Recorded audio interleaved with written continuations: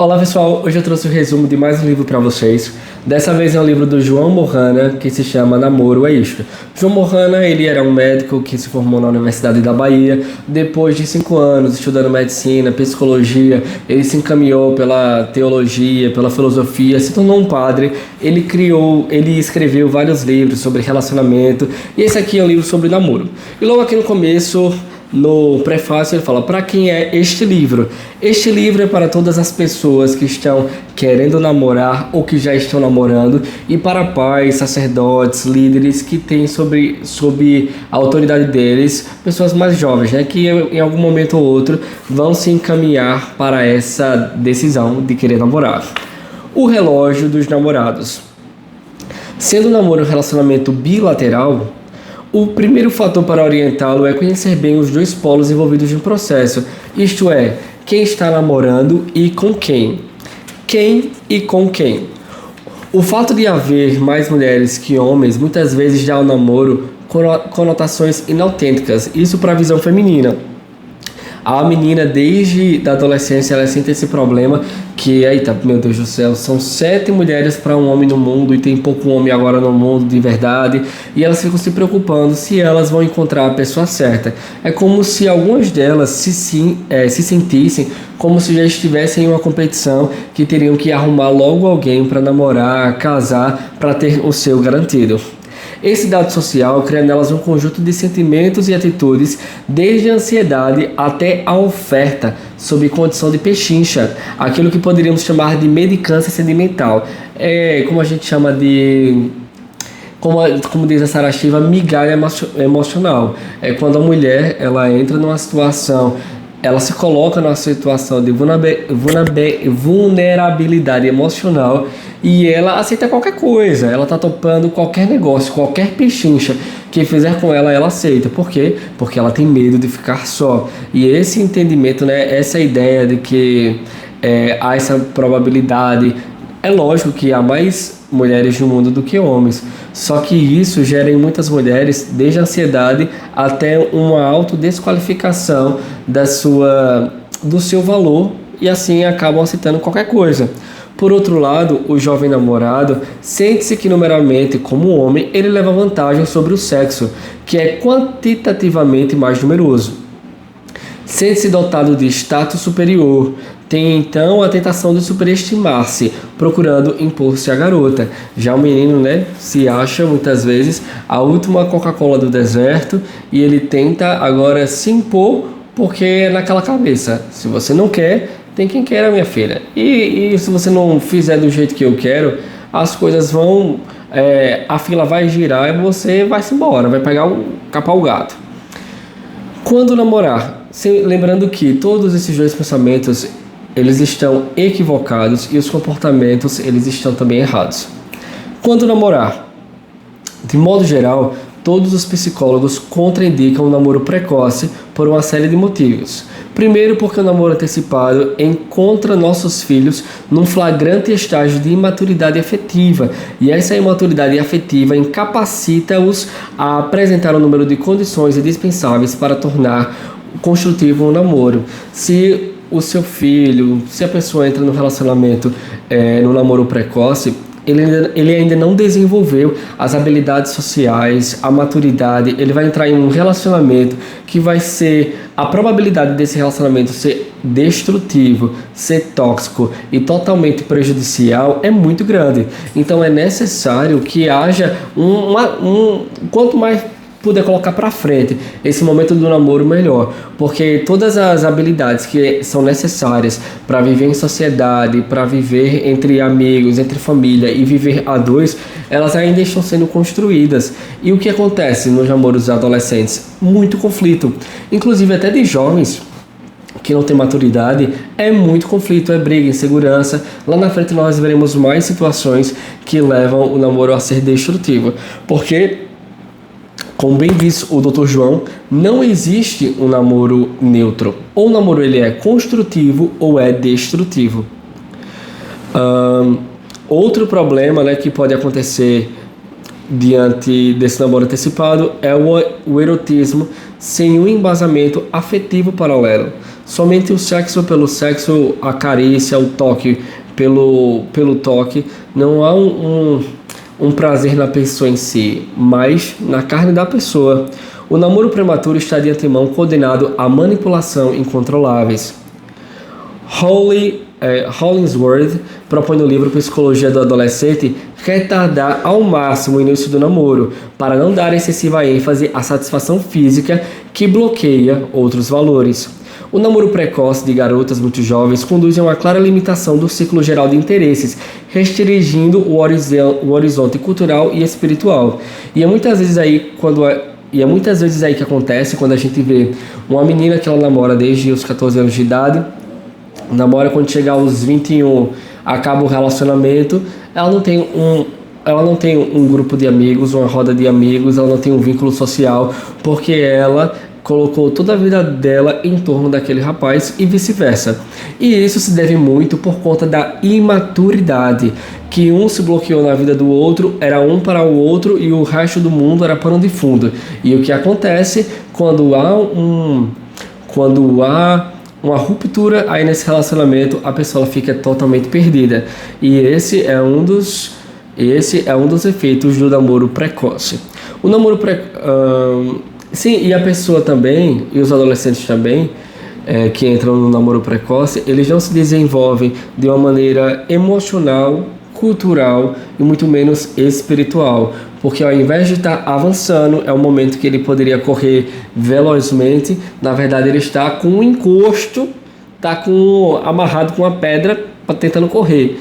E não tem como. Muitas vezes nós vemos adultos no relacionamento onde eles não conseguem florescer nas outras áreas, sejam elas emocionais, sociais, espiritual. Imagine adolescentes.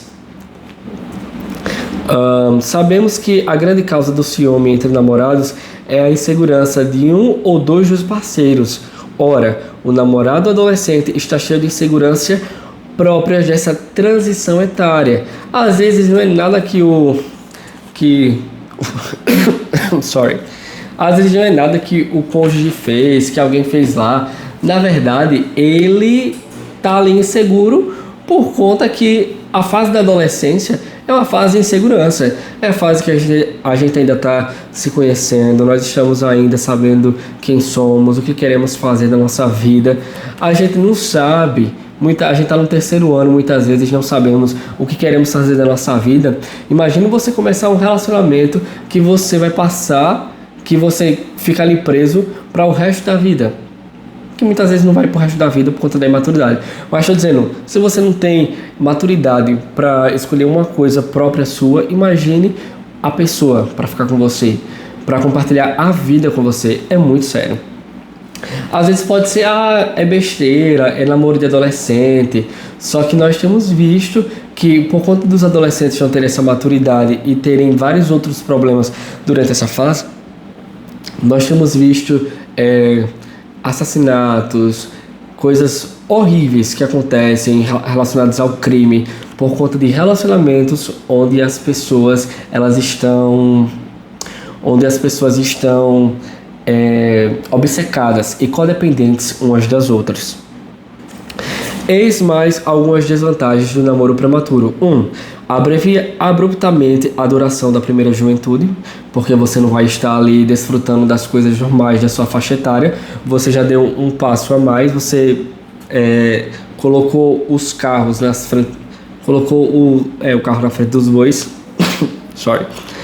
E 2. Isola dos companheiros o jovem e a jovem, no período em que mais precisam de companheirismo e sociabilidade, o momento em que vocês têm que fazer amigos, você abrir o leque de amizades, abrir o seu network, tá fechado ali um no outro. 3. A experiência tem demonstrado que os namorados prematuros custam mais amadurecer e valorizar-se numa perspectiva integral. Seu desenvolvimento passa a ser parcial. 4. A experiência tem demonstrado que os namorados prematuros raramente chegam a casar-se com seu parceiro inicial. Ou seja, você gastou aquele seu tempo lá no começo com a pessoa que não era nem a pessoa certa para você. Você não fez amizade, não se desenvolveu em troca do quê?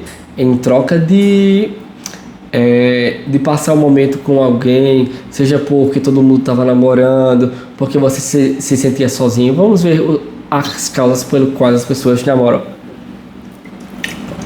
E o que acontece? Tá parecendo mais um podcast, né? Mas vamos lá. E o que acontece? Por conta disso, se isolou e fechou o círculo social. 5.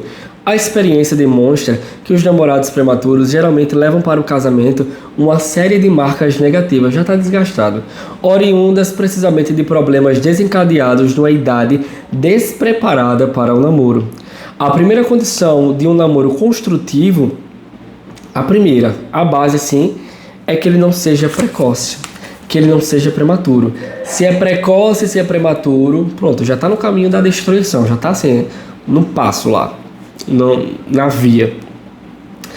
O relacionamento precoce leva os namorados prematuros a tentar curar a primeira ferida psicológica com outro parceiro, com outra parceira. Ou seja, o adolescente, ou aquele jovem imaturo, começa no relacionamento sem estar pronto, então ele pega todas as carências afetivas, todos os problemas que ele teve, todas as lacunas afetivas que teve de pai, de mãe, de irmão, tudo que tem ali no balaio, pronto, agora ele joga na outra pessoa como se dissesse: agora você é a pessoa responsável para curar as minhas feridas emocionais, para suprir as minhas carências emocionais, e caso eu sinta que eu não esteja sendo suprido, e caso eu perceba que você não está se dando o quanto que eu estou me dando, eu não vou ficar bem e nós vamos brigar, e nosso relacionamento ele vai dar uma estremecida, porque eu vou começar pela lei do silêncio. Tem gente que faz a greve do silêncio, né? Ficar indiferente e tudo mais, e começa uma série de problemas no relacionamento, um atrás do outro. Ainda mais, os condicionamentos de imitação. Quanto mais jovem, mais tende a imitação. Namorar, como assim imitação? Namorar porque todos namoram, namorar pela insegurança de parecer diferente, pelo receio de ser careta, sem pensar se há ou não condições pessoais. Namorar sem pensar nas consequências. Lembro de uma mãe cuja filha de 13 anos certa noite disse: eu quero namorar. Todo mundo namora. Mas o que foi que a mãe respondeu? Igual a mãe de todo mundo. A mãe dela disse: mas você não é todo mundo. Você está se preparando para ser quem? Para ser você. Procure se olhar preparada para enfrentar com segurança um namoro quando a hora chegar. Que nossos filhos aprendam a não ser também no namoro, Maria vai com as outras ou Zeca vai com os outros. Sobretudo hoje, quando as portas da prostituição e da drogadição estão escancaradas. Essa é a visão. Namorar quando o filho tiver um mínimo de condições para um namoro construtivo. Caso seu filho não tenha, vá conversando, vá abrindo diálogo, vá abrindo aí a mente do seu filho para que ele tome essa decisão. Quanto mais tarde, melhor. Porque quanto mais tarde, pela lógica, né, mais preparado ele vai estar. A opção mais sadia é motivar o filho e a filha para namorar só depois de passarem no vestibular, só depois de entrarem na universidade ou depois de alcançarem a idade correspondente. Sua namorada, você tem que falar, por enquanto é a universidade. Seu namorado, por hora, é o vestibular. Depois, você escolhe quem você quiser. E é importante que os pais eles tenham esse entendimento, porque é perceptível nos relacionamentos. Por exemplo, eu sou professor, então eu percebo nos meus alunos, aqueles que namoram, quando eles estão assim brigando entre si, eles ficam dispersos na sala de aula, eles ficam pensando em outras coisas, eles não tiram boas notas na prova porque eles não conseguem estudar, porque aquele conflito emocional, que é algo precoce, que eles ainda não têm recurso emocional para lidar com as próprias questões internas, questões que já vêm de casa. Aí eles se juntam com outro ser humano e vão lidar, aí eles criam um novo problema, né? Faz a fusão ali lá do Megazord, criam um novo problema e eles querem agora lidar com mais uma complexidade. E o que acontece? Eles não conseguem, eles não aguentam. Aí eles vão para... eu já tive alunos, tenho alunos que tiveram que ir para psicólogos, para psiquiatras, que o relacionamento foi tão conturbado, que a menina entrou num quadro de depressão, o menino também ficou muito agressivo. Então não é saudável. Pais, quanto mais tempo você puder botar para frente, bote. E você, adolescente, você que é jovem aí, que ainda está imaturo, você sabe que você não... Pronto, como é que eu sei que eu estou pronto para namorar? As questões que você passa em casa, se você passa alguma questão com seus pais, alguma ferida, algum trauma, você consegue lidar bem com essa situação? Ou você quer namorar para ter uma fuga da realidade? Se você fala, não, eu consigo, estou bem, estou com a minha vida encaminhada, já estou na universidade, já estou trabalhando ou já estou fazendo aquilo que eu quero fazer, pronto, aí você já pode abrir o seu leque. Mas fora isso, não faça, porque vai ser um atraso de vida e você vai entrar num processo de destruição. Agora nós vamos ver aqui amor e namoro. Se dois jovens namoram verdadeiramente por amor, fatalmente rejeitarão a visão de que estejam namorando por brincadeira, pois é próprio do amor querer ser levado a sério. Só encara o namoro como um passatempo ou brincadeira quem não ama ou está fora do amor ou desconhece o amor. Porque se você conhece bem, você não fica ali perdendo o seu tempo, fica tratando com leviandade. Você tem responsabilidade emocional, responsabilidade afetiva. Querer amar. Amar verdadeiramente é querer sinceramente amar, sobretudo em face da instabilidade da dinâmica do amor. Numa realidade intrinsecamente oscilante, sujeita a fases como a lua, é o querer amar que salva o amor, tanto no namoro como no casamento. Apenas os insucessos das tentativas sinceramente retomadas podem ditar a última decisão. E ele fala aqui, amar verdadeiramente é querer sinceramente amar. Amar simplesmente não sustenta o relacionamento. Você vai ter que decidir amar. Porque muitas vezes as pessoas acham, principalmente os adolescentes, que amar é aquela paixão que eles sentem. Mas tem hora que você não vai sentir nada.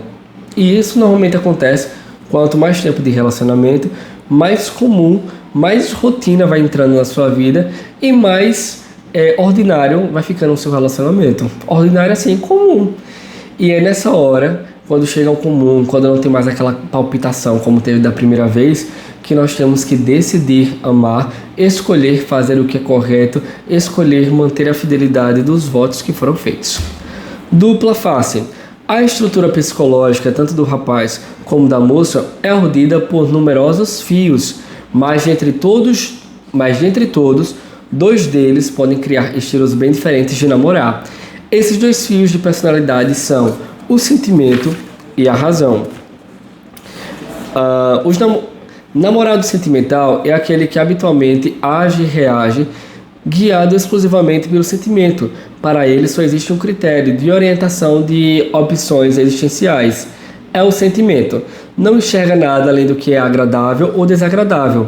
Aqui está o critério primeiro para ele, e muitas vezes o único. Ou seja, se me faz bem, eu vou lá, avanço. Se não faz bem, eu também já deixo logo para lá, eu não quero mais saber, eu quero acabar esse relacionamento. Ele não vê critério nenhum, é apenas a questão: se agradou, aceita, se desagradou, recusa, se causa prazer, ele continua, se aborrece, ele retrocede. E ele não se interessa com as outras coisas, sempre age pelo modo do sentir. Já o racional, os exclusivos racionais, eles podem se tornar frios, duros, impiedosos, sádicos, cruéis.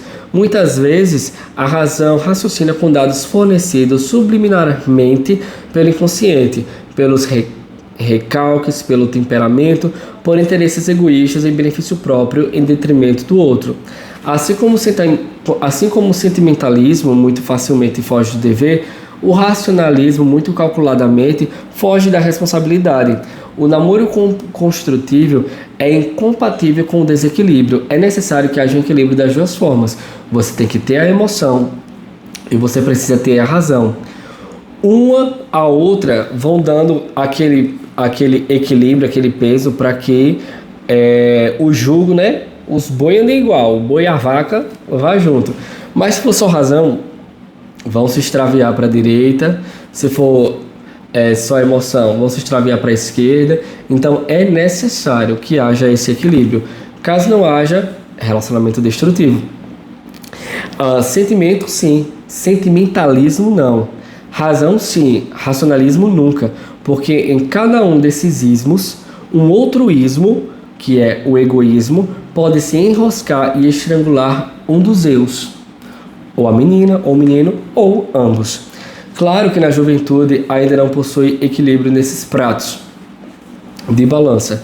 Mas aí vejo a necessidade de estarmos alertas para esse problema, a fim de conduzirmos conscientemente o processo de maturação durante esse namoro. Não quer dizer que você vai chegar pronto no namoro, porque as pessoas só aprendem namorando, mas você precisa primeiro ser feliz sozinho e ser suficiente sozinho. Porque se você não é feliz sozinho nem suficiente sozinho, você vai entrar no relacionamento esperando que o outro dê para você aquilo que você não tem e aquilo que você espera. Aí você coloca no outro, espera do outro, fica dependência, aí se o outro depende de você, fica uma codependência, pronto. Aí, meu filho, pode chamar SAMU, viu? Pode pegar uma cama de força que esse é o caminho. Marcas do amor. O santo, né, o Tomás de Aquino, ele fala que a marca tem algumas marcas do amor. Ele falou que a primeira é a tendência à união. Quem ama sempre deseja unir-se à pessoa amada, não importa onde ela esteja, ele dá um jeito, ele vai lá e faz, porque é como diz aquele ditado: quem quer, dá um jeito, quem não quer, arruma uma desculpa. E quando a pessoa amada, quando a pessoa quer, dá um jeito, vai para cima, vai para baixo, vai para um lado, vai para o outro, mas sempre quer estar com a pessoa amada. O Dr. Germani, ele fala o seguinte, que o amor romântico só se mantém no mais alto nível durante 2 ou 3 anos.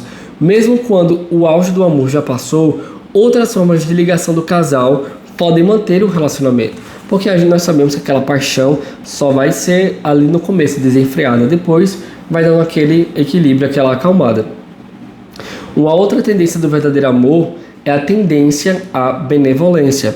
Tecnicamente, benevolência significa querer o bem do namorado, querer o bem da namorada, interesse pelo bem-estar, pela felicidade do outro. Esta é outra lei do amor verdadeiro. Quem ama verdadeiramente preocupa-se quando nota que o outro está preocupado, a não ser que seja um cubo de gelo. Quem é cubo de gelo chupa laranja, queima cigarro, sem se importar se a laranja vira bagaço ou se o cigarro vira cinza. Porque gosta da laranja e porque gosta de cigarro, é isso que ele faz. Reduz o outro a bagaço e a cinza, porque não ama verdadeiramente, apenas gosta. E aqui está mais o cuidado que todo namorado que pretenda caminhar pelos caminhos do amor precisa ter. Supremo cuidado em não simplesmente gostar sem amar. Se apenas gostar, acredite, está selado o destino. Um dos dois ou os dois vão terminar em bagaço, em cinza. Exija de si amor e exija ser amado a partir do namoro para poder morrer conhecendo o que é o amor. O verdadeiro amor é oblativo, sabe incomodar-se pelo outro, sabe sofrer pelo outro, sabe doar-se pelo outro. Esta é a prova inquestionável. Se não existe essa, não existe amor. Outra ótica. No verdadeiro amor, o namorado acredita que o valor da garota possui uma dimensão intrínseca própria dela, independente do apetite que desperta nele, de atração, e até da felicidade que lhe causa. Há um valor nela, e por isso ele a ama. Há um valor nele, e por isso ele a ama. Existe no relacionamento saudável a percepção e o entendimento do valor da outra pessoa, independente das suas habilidades. Uma vez eu estava falando com um colega meu e ele estava dizendo, eu quero muito namorar fulana porque ela viajou para vários países, ela teve uma educação ela teve uma educação topada, ela é desenrolada, ela é influente. Só que aí eu perguntei para ele, e ela, o que ela tem, tirando todos os atributos dela que você acha interessante? Pronto, aí ele foi falando, coisas super superficiais que provava que ele ainda não conhecia e não admirava ela pelo caráter que ela tinha. Então, quando o relacionamento ele é baseado em coisas que são feitas e não naquilo que a pessoa é, fadado também ao fracasso. Afinidade e afinação. Coisificar, objetificar, é profanar, é prostituir a pessoa humana e espiritual. Não basta ter afinidade pelo namorado, pela namorada, é preciso ter afinação. E isto a gente consegue não se contentando apenas em amar o namorado ou a namorada, mas em apreciar as mesmas coisas que ele aprecia, que ela aprecia. Essa é um dos frequentes fatores de frustração no namoro e o fracasso do casamento. Porque o que acontece? Vocês vão ali pela paixão, mas se vocês começam a se envolver fisicamente, vocês se deixam entrelaçar pelos toques físicos, carnais. E o que acontece? A pessoa começa a deixar de olhar coisas necessárias e importantes que vão levar para o casamento. E o que acontece? Se você percebe a afinidade e afinação, o que é isso? Você precisa identificar coisas que você e o seu parceiro gostam de fazer juntos. Vocês têm afinidades, vocês têm coisas em comuns, porque o que acontece? Tem pessoas que chegam ao casamento e dizem, não, eu não tenho que conversar com ela, ela gosta de coisas de fofoca, eu gosto de futebol, a gente não tem o que conversar, nossa comunicação é ruim, a gente só fala... Sorry, guys. A gente só fala de coisas de casa, de filho, de conta para pagar, mas a nossa comunicação é ruim. Nós não temos nada a ver, somos completamente diferentes. Mas por que tu não olhou isso antes? Namorasse tanto tempo. Só que aconteceu, gastou o tempo do namoro beijando, ficando, tendo relação sexual. Aí pronto, aí o que era pra brigar no namoro, briga agora no casamento. E é um relacionamento desse que tá fadado ao fracasso e um possível divórcio. Se começaram a namorar depois de certo tempo, verificaram que são como um casal azeite e água, ponham corajosamente um ponto final na tentativa, porque a mistura desse amor será exaustiva e jamais se efetivará. Poderá camuflar-se, o que esconderá a bomba para explodir no cronograma da contagem regressiva rumo à vida, ou melhor, a morte conjugal. Não foi o que aconteceu com Pelé e Rose e tanto outros casais que se amavam desde o namoro, mas não apreciavam aquilo que o outro apreciava. Para este problema, não existe outra solução. Se você é água e óleo, não tem uma solução para o seu relacionamento. A solução é a ruptura. A separação antes que chegue o fatídico zero da contagem regressiva.